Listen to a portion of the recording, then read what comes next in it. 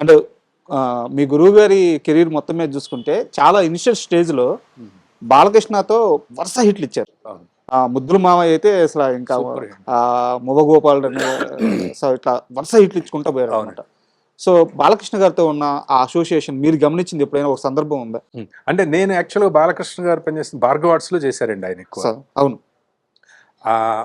వాటికి బయట నుంచి ఆ స్క్రిప్ట్ ఆ ఫేర్ చేయడాలు ఇలాంటివి తప్ప షూటింగ్లకు వెళ్తూ ఉండేవాళ్ళం. షూటింగ్లు ఆయన చేస్తున్నప్పుడు వెళ్ళి చూడడం తప్ప నేను డైరెక్ట్గా వర్క్ చేయలేదు ఆ టైంలో. అంటే డైరెక్టర్ గారి ఎప్పుడు 3-4 సినిమాలు రన్నింగ్లో ఉండేవి. మా 3 బ్యాచ్లు ఉండేవి. ఓకే, యూనిట్ వైజ్ దీనికి ఒక బ్యాచ్, దానికి ఒక బ్యాచ్, దానికి భార్గవ ఆర్ట్స్కి ఒక బ్యాచ్, ఇలా ఉండేవారు అనమాట. అలా ఎప్పుడైనా అలాంటివి చేశాను కానీ అప్పుడు చాలా బాగుండేవారండి వాళ్ళు. అంటే ఆ టైంలో ఎలాంటి టాక్ ఉండిందంటే కోదండరామరెడ్డికి చిరంజీవి హిట్ ఇస్తే బాలకృష్ణకి కోదండరామకృష్ణ హిట్ ఇస్తారు. అవును, కాంబినేషన్ ఫైట్ అనమాట. ఆడియన్స్ అలాగే అనుకుంటారు కదండి. అవన్నీ వీళ్ళకి ఎవరెవరైనా సినిమా చేస్తే ఎవరిదైనా హిట్ ఇవ్వాలనే ఉంటది ఇక్కడ కదా. ఆయనకి హిట్ ఇవ్వాలి, ఈయనకి హిట్ అనేది ఉండదు అసలు. సినిమా వాళ్ళకి తెలుస్తుంది అది, అంతే కదా. బట్ ఆడియన్స్ లో ఏంటంటే అలా హిట్లు అవుతున్నాయి కాబట్టి అలా అనేసుకుంటూ ఉంటారు, అంతే. సార్ అంటే ఇది మీకు అప్పుడు మీరు ఉండకపోవచ్చు, బట్ మీకు తెలిసేమని అడుగుతున్నాను. భానుమతి గారికి మంగం గారి మనవాడు కథ చెప్పడానికి వెళ్ళారు. ఆయన గురువు గారిని కోదండరామకృష్ణ గారిని గెట్అవుట్ అన్నారంట. ఆ సందర్భం ఏమన్నా ఐడియా ఉందా మీకు? గెట్అవుట్ అంటే అది నాకు తెలియదు కానీ గురుగారు చెప్తున్నప్పుడు వినడమే ఇవన్నీ. అప్పటికి మనం లేం కదా. సినిమా చేసేటప్పుడు మాత్రం నిన్నేమని పిలవాలి, నేను డైరెక్టర్ గారు అని పిలవాలా? ఎందుకంటే పేరు పెట్టి పిలవను, ఎందుకంటే అది మా ఆయన పేరు.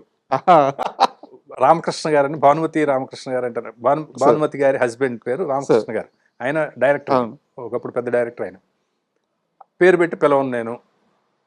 మరి డైరెక్టర్ గారు అని పిలవమంటావా, లేకపోతే కోడి అని పిలవమంటావా అంటే మీ ఇష్టం వచ్చినట్టు పిలవనమ్మా అంటే అక్కడి నుంచి కోడి అని పిలిచేవారట. ఓకే, అది చెప్పారు డైరెక్టర్ గారు చెప్తుంటే విన్నా. అంటే నాకు తెలిసిన ఎక్స్పీరియన్స్ ఏంటంటే, అంటే అది నేను ఆ ఓడు అని నేను వదిలేయకూడదు, దానికి తర్వాత ఏం జరిగిందో చెప్పాలి, లేకపోతే అది రాంగ్ వెళ్ళిపోతుంది. ఆయన కథ చెప్పడానికి వెళ్ళారంట. ఆ క్యారెక్టర్ చెప్పేటప్పుడు దాంట్లో కొన్ని నాటు పదాలు ఉంటాయి భానుమతి గారి క్యారెక్టర్కి. అవి చెప్పినప్పుడు ఆమెకి ఆ పదాలు నచ్చలేదంట. ఓకే, సో ఇలాంటి స్క్రిప్ట్ తెస్తావా నా దగ్గరికి అని చెప్పేసి కోపం గెట్అవుట్ అన్నారంట. ఆమె తర్వాత లేదమ్మా మీరే కావాల్సి ఉంటే తీసేద్దామని చెప్పారంట. తీసేశారంట. తీసేసాను, సెట్కి వచ్చారంట. బట్ ఆమె డైలాగ్ చెప్పేటప్పుడు మళ్ళీ యాడ్ చేసే మళ్ళీ చెప్పించారంట. మీ గురువు గారి జిమ్మికులన్నీ మీకు ఆమెకి మర్చిపోయింది, ఆ పదంతో చెప్పేసింది. చుట్టూ ఉన్న వాళ్ళందరూ విపరీతమైన క్లాప్స్ అంట. మొత్తం సెట్ గానీ నార్మల్ ఆడియన్స్ గానీ ఫస్ట్ డైలాగ్ కి క్లాప్స్ అంట. పిలిచి ఏందయ్యా వాళ్ళు అంతలా క్లాప్స్ కొడుతున్నారు, అంత బాగా చేశానా నేను అంటే, అప్పుడు వచ్చి అమ్మ మీరు ఆ రోజు మార్చమన్నారు కదమ్మా, ఆ పదాలు నేను మార్చలేదు, దానికి వచ్చిన రియాక్షన్ ఇదంటే అంటే, అబ్బా నేను నిన్ను తప్పుగా అర్థం చేసుకున్నానయ్యా, ఈ క్యారెక్టర్ కావాలి ఆ పదాలు నాకు ఇప్పుడు అర్థం అవుతుంది అని చెప్పి అన్నారంట. ఆయనకి బాగా మాస్ పల్స్ బాగా తెలుసండి. ఇప్పుడు మీకు అదే మంగమ్మ గారి మనోడు సినిమా, అది యాక్చువల్గా రీమేక్ అండి, చాలా మందికి తెలియదు. తమిళ్లో భారతీ రాజా గారు చేశారు మన్వాసనయ్య అని పిక్చర్. అందులో పాండ్యన్ అను రేవతి గారు హీరోయిన్ గా చేశారు. వాళ్ళు కొత్త వాళ్ళు ఆ సినిమాలో. ఆ సినిమా సూపర్ హిట్ అక్కడ. ఆ సినిమాని తెలుగులో మంగమ్మ గారి మనవడు అందిస్తారు. అదంతా ఎలా ఉంటుంది అంటే అదొక పొయిటిక్ టచ్ తోటి ఆర్టిస్టిక్ గా ఉండే సినిమా అది, భారతీ రాజా గారి సినిమా.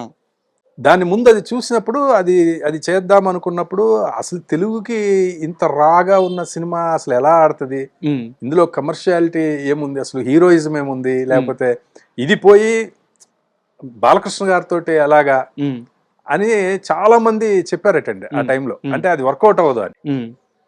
అది వర్కౌట్ అవుతుందా అవదా అనేది చేసిన తర్వాత కదా తెలుస్తుంది అని చెప్పి దాన్ని మొత్తం కమర్షియల్ గా మార్చి, కమర్షియల్ గా ఆ సాంగ్స్ దంచవే మేనత్త అసలు ఈ ప్యాటర్న్ లోనే ఉండదు ఆ సినిమా. అసలు మీరు ఇప్పుడు కూడా మీరు చూడొచ్చు, అది మన్వాసనయ్య అనే పిక్చర్ మీరు చూస్తే చాలా మంది తెలుసు అది అసలు ఉండదండి. అసలు ఈ ప్యాటర్న్ లోనే ఉండదు, క్యారెక్టర్లు ఇవి ఉంటాయి అంతే, స్టోరీ లైన్ అది ఉంటది, మిగతా అంతా మారిపోయింది. మారిపోయి ఇది పక్కా కమర్షియల్ అయిపోయి ఇది సూపర్ హిట్ అయిపోయి 1 year ఆడేసింది ఇక్కడ. ఆ ఫస్ట్ షో చూసారట భారతీ రాజా గారు, ఆయనకి పిచ్చి కోపం వచ్చేసిందటండి. ఓకే. అంటే ఎప్పుడు తెలుగు వాళ్ళకి అసలు మనం సినిమానే ఇవ్వకూడదు రీమేక్ కి, మొత్తం సర్వనాశనం చేస్తారు. అసలు నేను చేసింది ఏంటి ఇదేంటి అని అన్నారట. అసలు చెప్పకుండా వెళ్ళిపోయాడటండి ఆయన. ఆ తర్వాత సిల్వర్ జూబ్లీకి మళ్ళీ ఆయన గెస్ట్ గా పిలిస్తే అప్పుడు ఆయన చెప్పారటండి, ఈ సినిమా నేను తెలుగులో తీసుంటే అట్టర్ ఫ్లాప్ అయ్యేది, కోడి రామకృష్ణ గారు కరెక్ట్, ఎందుకంటే ఆ ఆడియన్స్ పల్స్ ఆయనకే తెలుసు, నేను చేస్తుంటే ఇంత హిట్ అయ్యేది కానే కాదు అసలు ఈ సినిమా. ఇప్పుడు ఓకే అంటే ఏ లాంగ్వేజ్ కి ఎక్కడ ఎలా చేయాలి అనేది ఇప్పుడు నేను కూడా ఆలోచిస్తున్నాను అని చెప్పారట స్టేజ్ మీద. సూపర్. అండ్ ఇప్పుడు కరెంటుగా ఇప్పుడు మాట్లాడుకుంటే సార్ ఇండస్ట్రీలో 400 కోట్లు 500 కోట్లు 300 కోట్లు బడ్జెట్ ఇస్తే చాలామంది సినిమా రిలీజ్ అయినాక విఎఫ్ఎక్స్ బాగాలేవు, ఇలాంటి ఒక డిస్కషన్ వస్తుంది. ఆ షాట్లు బాగాలేవు, గ్రాఫిక్స్ బాగాలేవు అని చెప్పి అంటున్నారు. ఈయన ఏం చదువుకున్నాడు సార్? అసలు ఏంది ఆయన సినిమాల్లో ఆ రోజుల్లో ఆ గ్రాఫిక్స్ ఏంటి? ఇప్పుడు చూసినా కానీ ఇంత కూడా ఈ గ్రాఫిక్స్ బాగలేదని కోడి రామకృష్ణ గారి సినిమాలో ఎవరు వేలెత్తి చూపించలేరు. ఆ రోజుల్లో ఉన్న టెక్నాలజీతో ఆ గ్రాఫిక్స్ ఎలా తీయగలిగారు? అసలు ఈయన ఏం చదువుకున్నారు? గ్రాఫిక్స్ మీద ఆయనకి ఎందుకు అంత పట్టు వచ్చింది? అంటే నిజం చెప్పాలంటే అండి, ఆ గ్రాఫిక్స్ అనే విషయాన్ని మొదలు పెట్టింది అంటే ఆ ఐడియా అనేది శ్యాంప్రసాద్ రెడ్డి గారిది అండి, ప్రొడ్యూసర్ శ్యాంప్రసాద్ రెడ్డి గారిది. ఆయన మనం అంటే తెలుగు కాకుండా ఇంకా విస్తృతంగా మన తెలుగు సినిమాని తీసుకెళ్ళాలి అంటే ఈ టెక్నాలజీని మనం ఇంగ్లీష్ సినిమాల్లో చూసే టెక్నాలజీని మనం తెలుగు కథకి గనక అడాప్ట్ చేయగలిగితే చాలా బాగుంటది అనే ఐడియా శ్యాంప్రసాద్ రెడ్డి గారు. దాన్ని ఇంప్లిమెంట్ చేసింది కోడి రామకృష్ణ గారు. అప్పుడు అమ్మోర్ అనే సినిమా, అదే ఫస్ట్ గ్రాఫిక్స్ సినిమా. మన క్రిస్ అని ఒక ఆయన ఉండేవాడండి, అమెరికా నుంచి ఆయన తీసుకొచ్చారు. అప్పటికి మనకు గ్రాఫిక్స్ అంటే మనం దానికి ఎలా షూట్ చేయాలో కూడా తెలియదు కదా. ఆ గ్రీన్ మ్యాట్ ఇలా వేసి ఇది షూట్ చేయాలి, ఈ ప్లేట్స్ తీసుకోవాలి, ఇవి ఏమి తెలియదు కదండి. అయితే ఏంటంటే కోడి రామకృష్ణ గారిది ఎప్పుడైనా సరే బలమైన నమ్మకం ఏంటంటే పొర్రపాటును కూడా గ్రాఫిక్స్ వల్ల సినిమా ఆడదు, మీరు అద్భుతంగా చేయండి కానీ దానిలో కనెక్ట్ అయ్యే ఎమోషన్ సినిమాలో ఉంటేనే. ఇప్పుడు ఈ ఎమోషన్కి ఈ టెక్నాలజీని వాడుకోవాలి తప్ప ఈ టెక్నాలజీ కోసం మనం సినిమా చేస్తే సినిమా ఆడియన్స్ని పట్టుకోదు. ఒక్క గ్రాఫిక్ షాట్ కూడా లేకుండా సినిమాలు మనం ఎందుకు చూసాం అంతకుముందు? ఆ ఎమోషన్ కనెక్ట్ అవ్వడం, ఆ కథా గమనం మీకు ఆడియన్స్ని పట్టుకుంటే ఇవన్నీ ఏంటంటే కొత్తగా అనిపిస్తాయి, ఫ్రెష్గా అనిపిస్తాయి.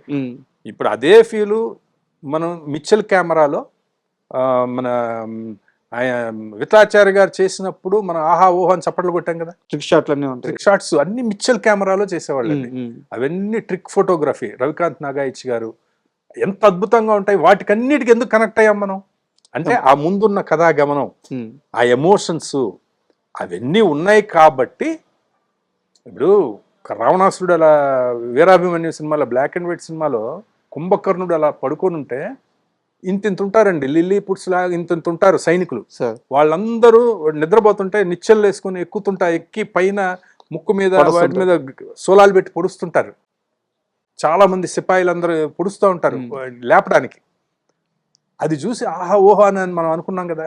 అంటే ఆ కంటెంట్లో ఉన్న ఇదండి. కంటెంట్ లేకుండా మీరు ఎంత అద్భుతమైన గ్రాఫిక్స్ పెట్టినా అసలు సినిమాలు చూడరండి, చూడరు.